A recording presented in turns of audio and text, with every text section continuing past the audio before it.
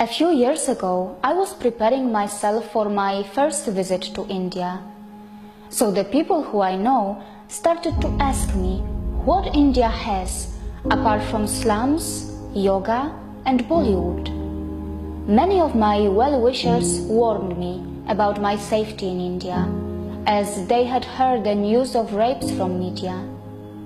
But they got completely shocked when I explained to them that actually our own Western countries have a lot more rapes than India, and the correct way to understand the statistics of a crime is not by numbers, but by proportions. Due to a massive population that India has, the numbers of a crime can easily go very high, but in proportions, India is so much better than us. Only when I explained this to my well-wishers, they realized how our media had been manipulating us, and it still continues to do so. Whenever I am back in Poland or in any part of Europe, I am asked if India is interesting to travel at all. So many people around the world have a very low awareness about this country, and today I am going to tell my friends and the world citizens about India.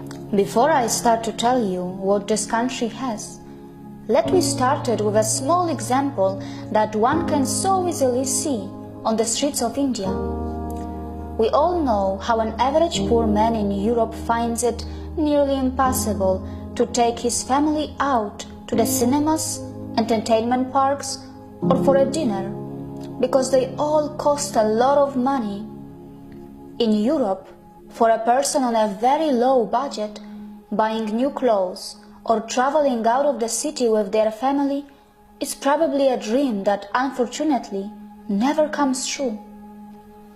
The truth is that for most of the people in Europe who have less money, eating out is mostly restricted to kebabs or just buying a bread from a supermarket, because the lifestyle in Europe is such that there are just not too many options for a poor.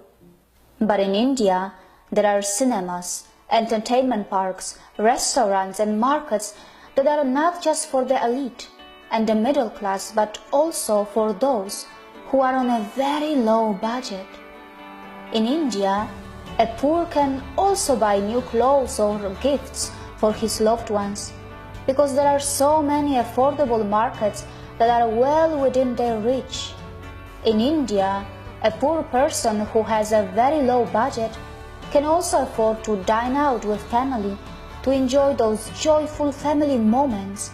And trust me, in such affordable markets, they are also selling exotic Chinese food or even an Italian pasta. How many poors in Europe can afford exotic multi-cuisine meals or a travel within their country in trains or buses? In India, there are just so many types of options and lifestyles which come in all kinds of budgets. A full meal starts from 10 rupees and can go as high as anywhere else in the world. There are multiple price categories in buses, trains, its cinemas, and in everything else to suit everybody's budget. And just to let you know, all these businesses make profits too.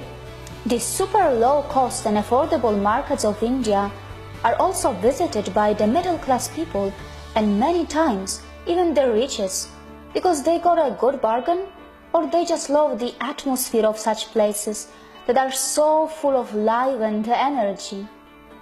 And this is how India nourishes and protects all her citizens, by giving them so many different opportunities in different budgets, and these so many parallel lifestyles that are mingled together is a sight to see, which continues to mesmerize me every day. I like to travel in India because it has a plenty to offer.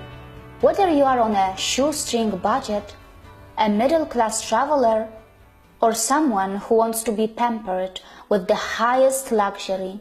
Whether you are a tourist, a professional, a spirituality seeker, or someone who wants to be benefited by India's medical tourism, this country welcomes everyone without any prejudice, from its salt flats to its rainforest, from its pristine islands to its volcanoes, from its cold desert of Ladakh to its great Thar desert of Rajasthan and Gujarat, from its rich jungle safaris to its mysterious ancient tribes who continue their story even today.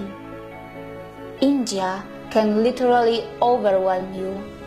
And the story goes on in the tea and coffee plantations of its northeast and its south, and also in its beaches of the 7,000-kilometer plus coastal line.